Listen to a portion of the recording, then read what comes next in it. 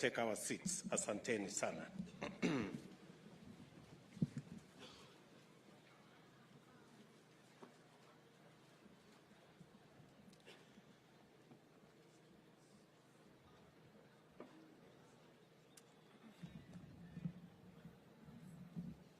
The Chancellor of MASINDE MULIRO University of Science and Technology, Cabinet Secretaries present, Principal Secretaries, Chair of Council, Madam Jane Musangi, members of the University Council, the Governor of KAKAMEGA County and other governors present, members of the National Assembly and County Assembly, Vice Chancellors present here, and Vice Chancellors also of other universities, Deputy Vice Chancellors, Deans and Directors, staff and students, distinguished graduates, ladies and gentlemen, good morning. I'm Jambo. It's an honor for me to join you on the 18th graduation ceremony of this great and promising institution. We are all congregated here because hundreds of young people have been working hard, exercising their imagination and testing possibilities in pursuit of their lifelong dreams to build their careers and to work their way into life. For them, today marks a milestone of tremendous significance in their lives. I therefore congratulate all the graduates on their fine achievement, and your aspirations have been vindicated and your dreams are on course to being a reality. The future and its promise awaits, and you have been tried, you have been tested, and found ready and able to go forth. I congratulate each and every one of you.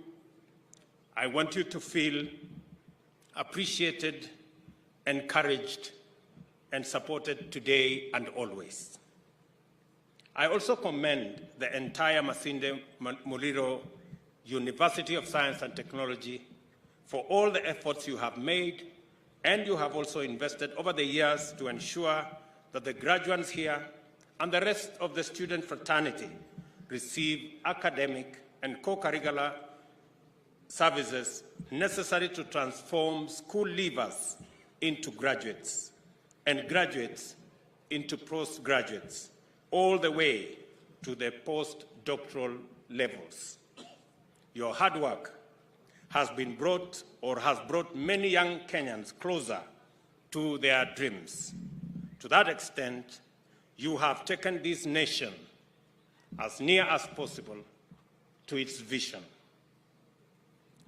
This is therefore a momentous day to celebrate meaningful achievements, and everyone concerned should be truly proud. I join you in this celebration.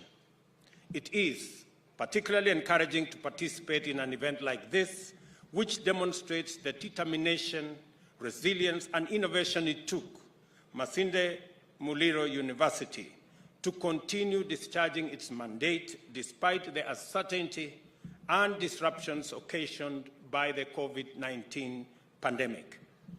There are lessons to be learned and to be drawn from this experience and the significance of this ceremony in that context.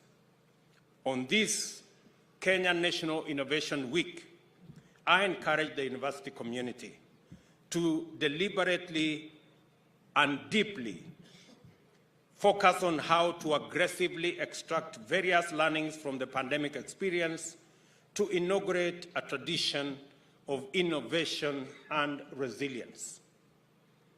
There are firms and other organizations throughout the world which reimagined their existence and purpose, and not only thrived during and after the pandemic, but have also emerged much better than before. We must cast our eyes afar and identify the fundamental principles and strategies which enable them achieve this admirable feat and walk in their footsteps.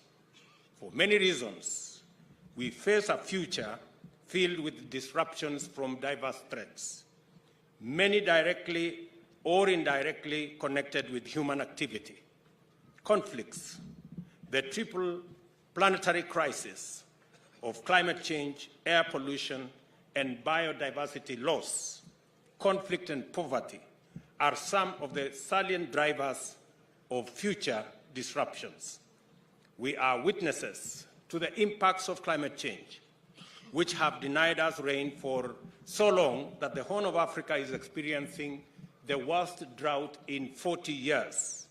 In many parts of the region, including Kenya's arid and semi-arid rangelands, which cover over 70% of the national landmass, the devastating drought has no precedence in the era of documented records.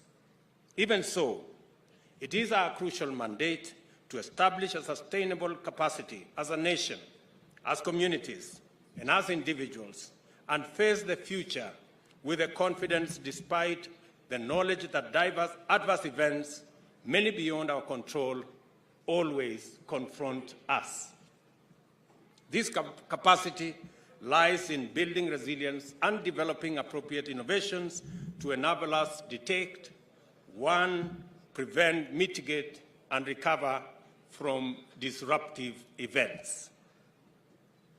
I make this call in recognition that I am in an institution that is proudly committed to the discipline of science and technology, engineering, technical and vocational education and training, and health sciences. I am also keenly aware that the majority of this congregation is made up of the generation famously known as the digital natives. This is the cohort which was born into the era of modern high-tech and have lived their entire lives during the fastest technological transformation, and for them, virtual reality, nanotechnology, automation, and artificial intelligence are not mind-boggling imaginations, but essentials of a normal life. This is therefore the right place to challenge Kenyans to go into the depths of possibility by employing scientific techniques, scholarly discipline, and modern technology to find answers to the hard questions of our time and develop appropriate solutions to the pressing problems hindering us from making progress. For example, I am looking forward to MASINDE MULIRO University, engineering our financial setup so that we can sort out the challenges facing Mumia's Sugar Company. I am looking forward to working with institutions of higher learning in this region to unravel what we need to do for a gold refinery to be established in this region. I am looking forward to working with institutions of higher learning so that we can tap into the resources of granite in this region and find the mechanism for value addition so that we can be able to harness the resources we have for the development of our country. MASINDE MULIRO University of Science and Technology must lead the way in exploiting the opportunities presented by the crisis we face, thereby enhancing our society's overall ability to reimagine and reinvent itself in the face of all the threats. This, it seems to me, is the implicit challenge at the heart of the university's vision and mission. And it is my belief, and that of the government of Kenya, that institutions of higher learning like MASINDE MULIRO and all our other universities should be the epitome of academic excellence and not ethnic conclaves. we are looking forward to the universities and other institutions and it is my vision that Kenya shall be the country that will provide the most modern, sharpened. And I have said that I am looking forward to, in another 3 years, our human capital being the single asset that earns us our foreign exchange.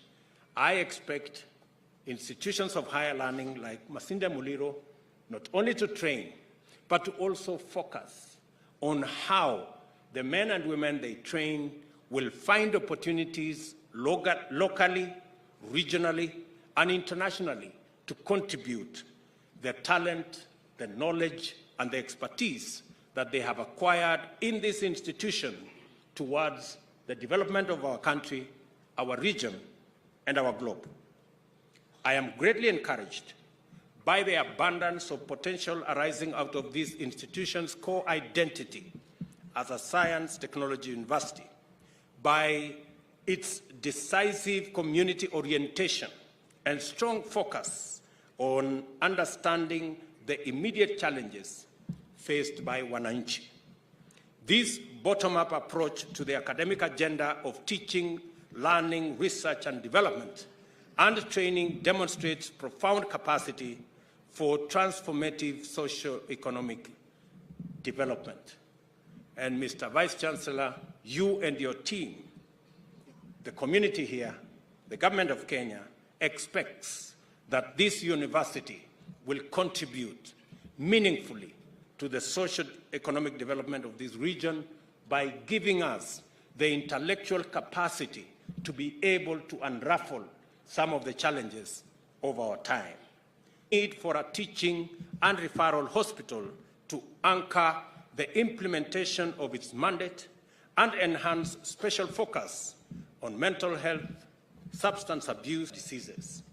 I applaud your endeavor to work both with the county government of KAKAMEGA, and yesterday I had the opportunity to visit the hospital that KAKAMEGA county government is building across the road, and I have committed that the government of Kenya will support the county government of Kakamega in making sure that that huge facility, but equipped appropriately, and it is made also available as a teaching and referral hospital for the MASINDE MULIRO University College of Science and Technology.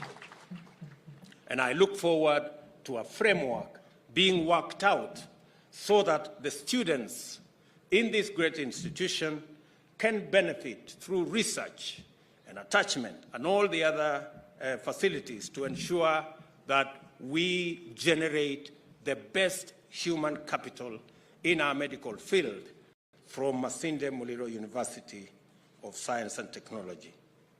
I also applaud your endeavor to work with and within the Kenya-UK Health Alliance, especially in connection with the Universal Health Coverage Agenda.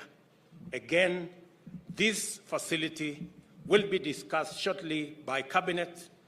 Minister Machogu is already seized of this matter so that we can improve not only the working environment, not only the physical facilities, but also the connectivity of this university to other universities across the globe and build the synergy that will improve the courses undertaken here, the training that takes place here, and globalize the graduates that will come out of this university.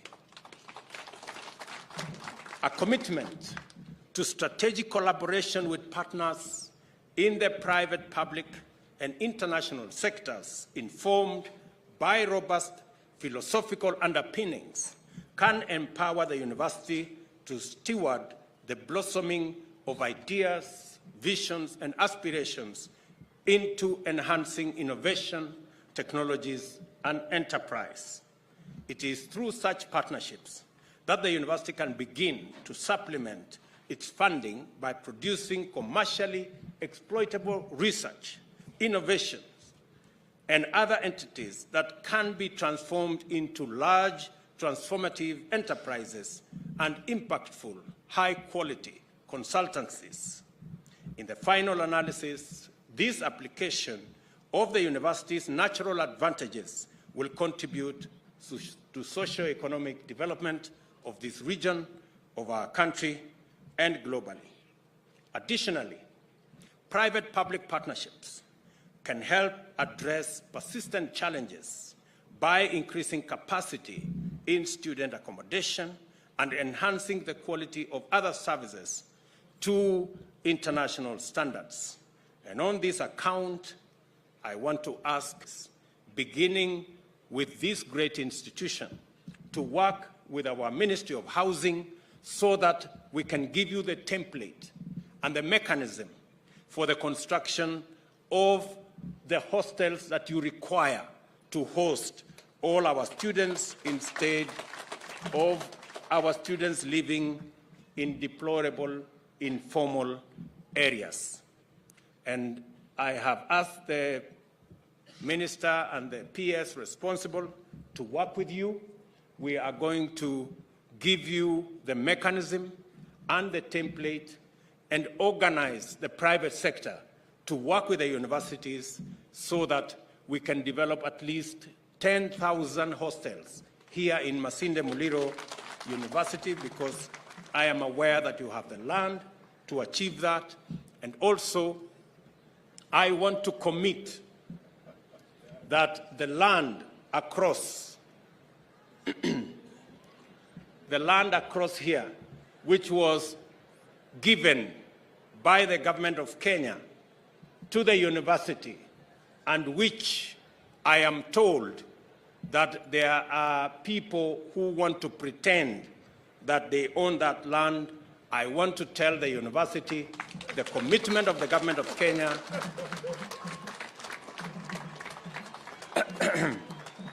is that the 16 acres that is just across where we are standing will be the property of MASINDE MULIRO University of Science and Technology, because the government of Kenya has already given alternative land to our agricultural community that originally owned that piece of land, and therefore the university can take charge of that land as pair to give you the instruments of ownership, including the titling of that area.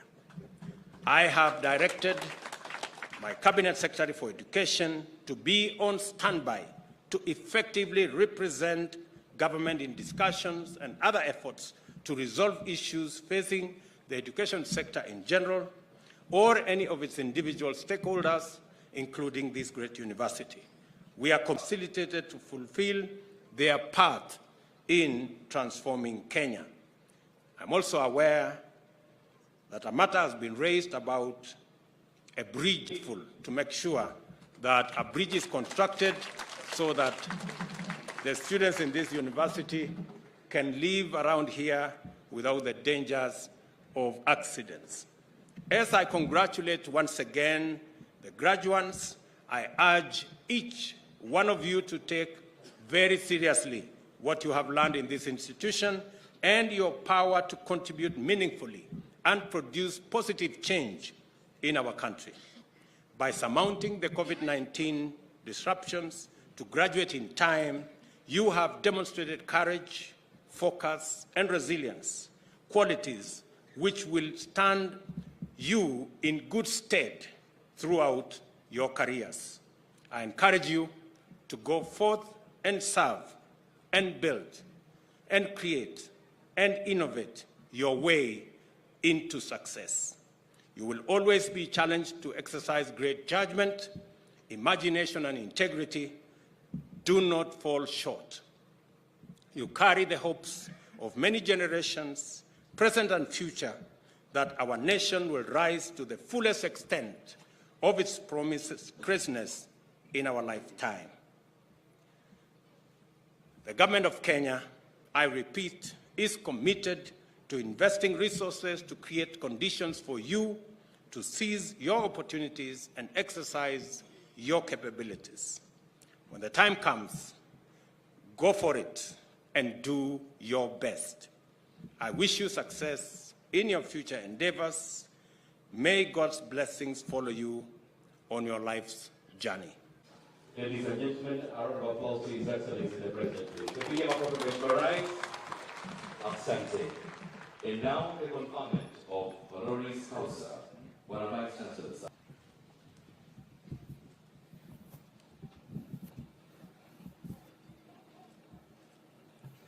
Ladies and gentlemen, MASINDE MULIRO University of Science and Technology hereby presents a public servant, trailblazer, diplomat, and peacemaker who is famously known as a safe pair of hands.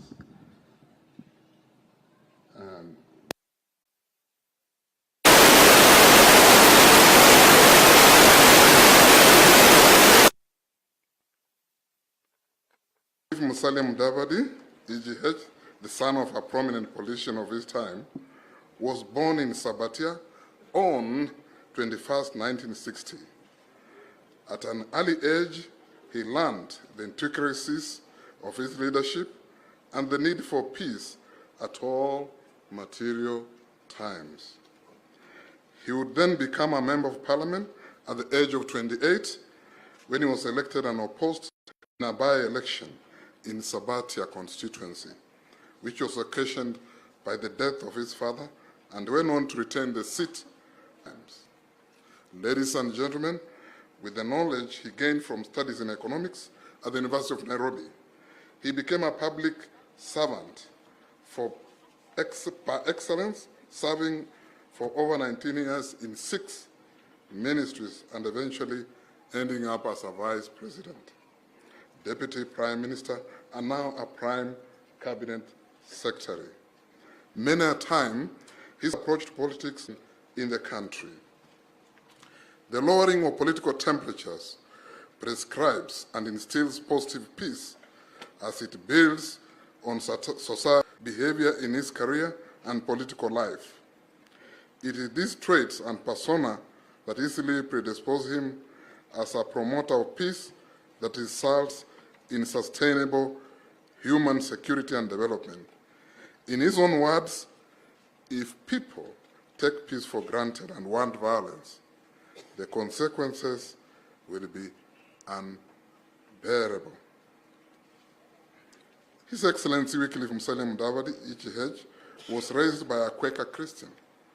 This undoubtedly influenced his life in many respects to expose humility, pacifism, and the trustworthiness on which peace building is grounded.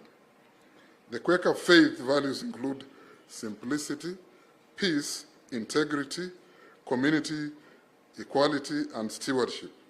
His Christian upbringing accounts for a disciplined and pragmatic approach that has earned him the moniker of the gentleman of Kenyan politics. Ladies and gentlemen, Kenyans remember with trepidation the ravaged economy in the 1990s. Regarded as one of the finest finance ministers, he is credited with saving the country from runaway inflation and judiciously stabilizing the economy of this country, which was in tatters. Guided by sustainability ideals, in less than 5 years, between January 1993 and December 1997, he ended the notorious pillaging at the center and was able to establish the autonomy of the Central Bank of Kenya that laid the foundation for managing the domestic debt. The pinnacle of his peacemaking effort was demonstrated when he was named the team leader of the ODM side in the Kofi Annan mediation team during the 2007 to 2008 post-election violence in Kenya. He was the chairman of the Orange Movement Continent, what became known as the Serena Corps.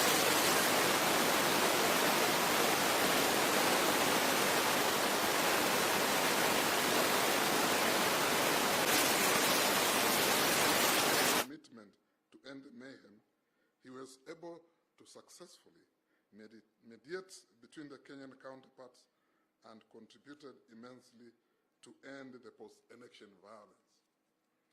It suffices for us to conclude that his contribution to ending the violence was a huge relief to Kenyans, since it re-established and restored dignity among Kenyans and improved the well-being of those who had been confined to the internally displaced persons, that's IDP camps. The peace-building momentum that followed thereafter degenerated and restored calmness in what had dodged post-election violence hotspots, which in return secured sustainable development. This appraises His Excellency Wycliffe Musalia Mudavadi, ECH, into a continuum of persons of extraordinary caliber in peace building and sustainable development. Ladies and gentlemen, in 1999 to 2000, His Excellency Wycliffe Musalia Mudavadi, EGH, as the Minister for Transport and Communication, spearheaded the liberalization of the communication sector through an act of parliament that led to the establishment of the Communications Commission of Kenya. Through this act of boldness and innovation towards an open and competitive telecommunications market, he put in place instruments and infrastructure for improved communications and e-commerce. Kenyans have 50 television stations and 190 radio stations and mobile phone operations, which has changed their lives in many ways, including provision of employment opportunities, increased business prospects through advertisements, and increased democratic space, among others. These avenues of sustainable livelihoods have created and secured trajectories for suspended space to propagate peace-building initiatives. His Excellency Wycliffe Musalia Mudavadi, EGH, while serving as the Minister of Local Government, is credited with the introduction of sessional paper on devolved government under the Constitution of Kenya 2010 to address equitable sharing of public resources. The paper lays